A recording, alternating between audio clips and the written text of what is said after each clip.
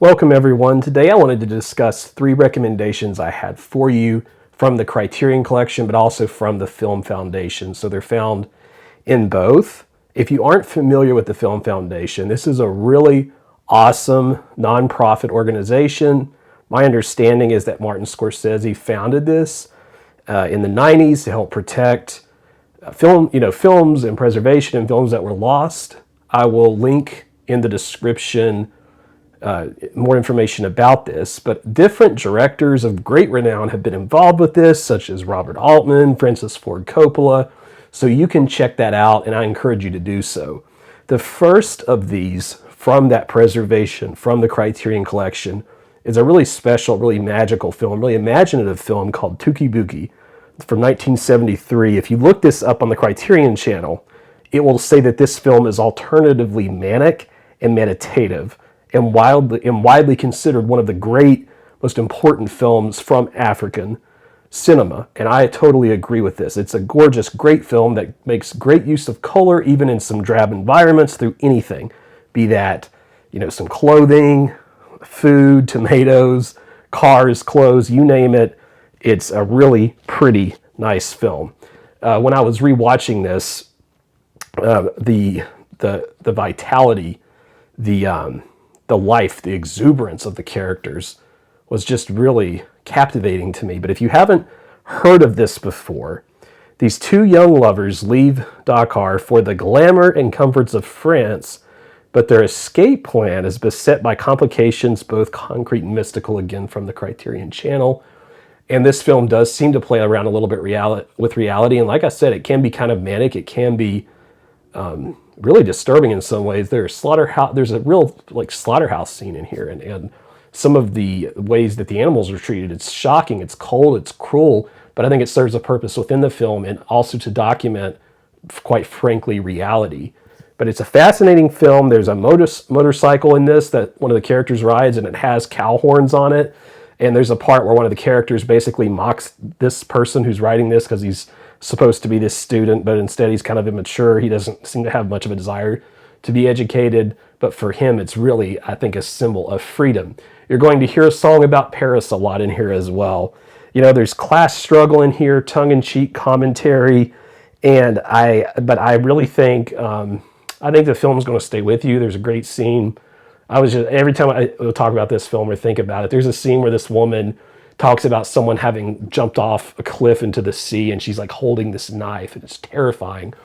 And the ocean in the film is pretty, and it can be kind of almost depressing or create a sense of melancholy and despair. Yeah, like I said, the film is full of life and exuberance. So definitely check that out if you haven't. That's the first of my recommendations. A film from the 30s that I really love this film. The print, the way it looks, and I think it's just a magnificent looking film. This is Jean Vigo's 1934 film from France, L'Atlante.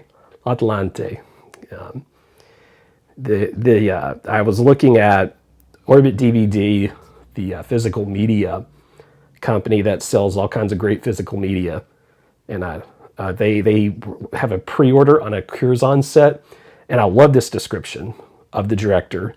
Vigo, the son of a notorious anarchist, spent most of his early life either on the run or in bad health, and despite the challenges, Vigo created spellbinding cinematic works of poetic realism, which culminated in this only feature film, length film, L'Atlante. Okay? It's a simple story in some ways. This young woman and man, they're going to be on board with a really eccentric, kind of strange first mate who has cats all over him. There are cats everywhere in the film. If nothing else, it's worth seeing for that. But in the opening scenes, they're walking through what looks as much like a funeral procession as anything. And they get on the boat, and what's going to strike you immediately if you're a film fan is just the sheer joy and passion of how the camera is used, how uniquely it's used at times. This is a really ambitiously shot film, especially for something in the 30s. I wrote in my notes, part of the enjoyment of the film is the absolute bonkers joy of where the camera is placed, is how I originally had expressed that for myself. It's a film that delights in putting it wherever, and it always works, and I really do think it does. Now, some of you are John Carpenter fans on this channel that have tuned into my videos before, and I talked a little bit about The Fog, that little supernatural thriller from John Carpenter that I really enjoy. I have a really fun steelbook of that.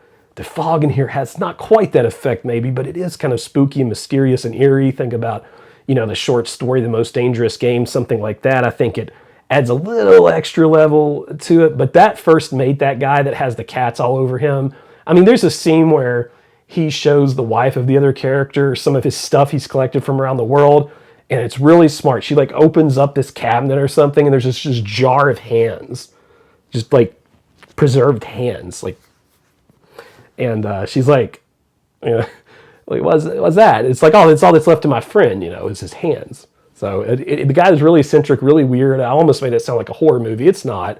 Maybe this wouldn't be your first French film if you've never seen a French film, because it is a little bit of what I might call slow cinema, slow moving plot and so forth, even at only about an hour and a half. But it's really pretty. It's really important. It has some great shots, especially if you like some of those shots from Kate Winslet and Leonardo DiCaprio on the Titanic. I think you're going to like some of how the ship is actually shot in this, and I think you'll enjoy it for that reason. So the couples, lots of triumphs, lots of arguments, lots of jealousy.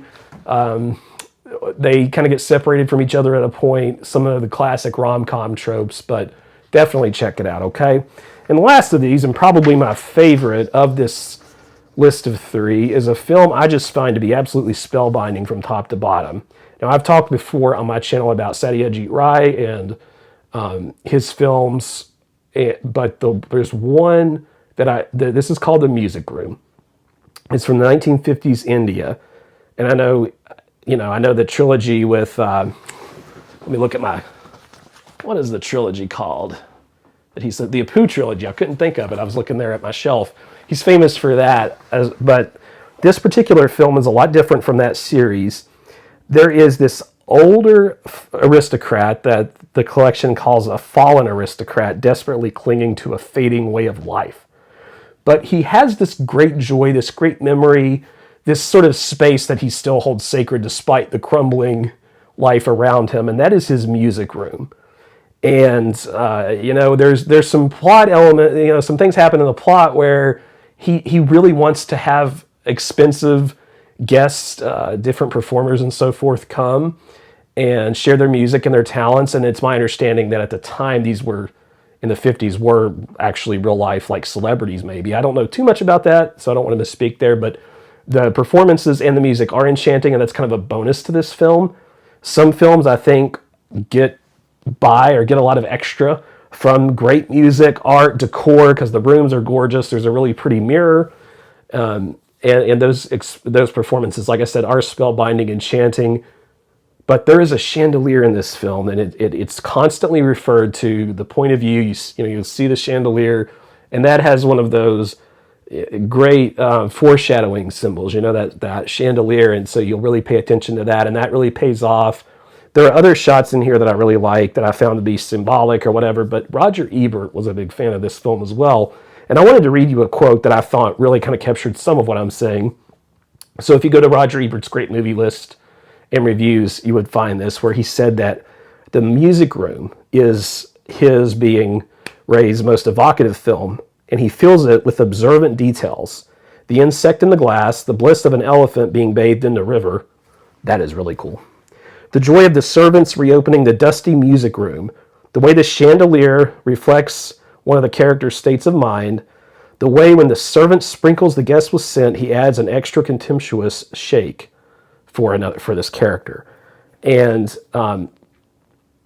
overall, I think this is the kind of film that if you want to see something lavish and pretty that maybe you don't see necessarily in American cinema, especially, you're looking for something that is that world cinema that goes beyond and reaches to new heights in another culture, that kind of thing. I think you're going to really enjoy this for that reason.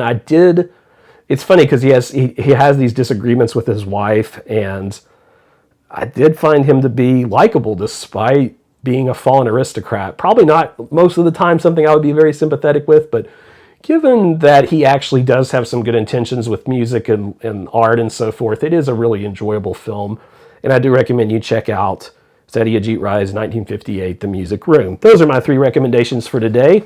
Thanks for watching. If you could do me a favor, click the thumbs up like button. I'd appreciate it. And tell me your thoughts on these films or any other from the Film Foundation that you want to share. And subscribe if you haven't to Cody in the Cinema.